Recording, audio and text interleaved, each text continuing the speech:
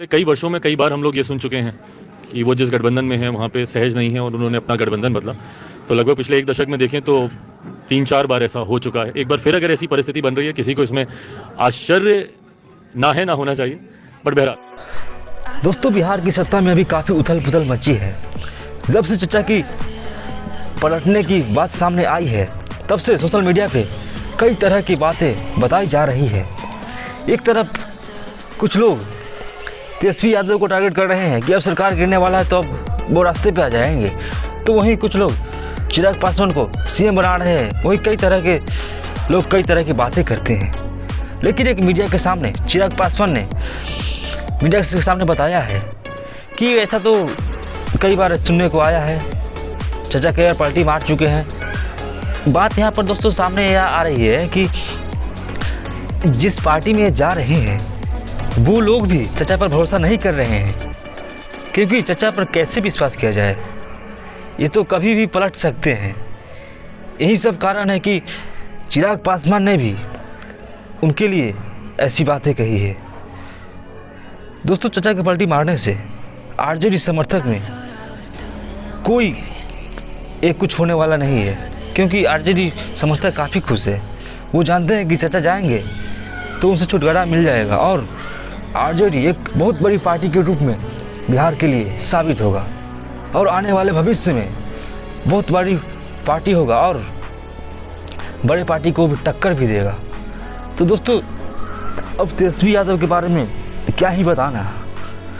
उन्होंने जिस तरह से कार्य किया है बिहार के युवाओं के लिए, बिहार के गरीब दुबकों के लिए, जिस तरह से उन्होंने अपने पुराने ये सब हटा करके नए तरीके से किस तरह से सरकार को चलाया है, किस तरह से रोजगार दिया है कि युवाओं के दिलों में सिर्फ और सिर्फ तेजस्वी यादव ही एक आस बन के उभरे हैं। और आने वाले समय में यह साबित भी कर दिया जाएगा कि जिस तरह से तेजस्वी यादव ने काम किया है उन्हें सीएम बनाया जाएगा। दोस्तों, जितना उन्होंने वादा किया था अपने वादे पे खरा उतरे और आने वाले चुनाव में इसका असर दिखने को मिलेगा। और साथ ही साथ आपको बताते चलें कि अभी लालू यादव जिंदा है और उनके जीवित रहते राजनीति में ये छोटी छोटी उथल पुथल तो कोई बड़ी बात नहीं है।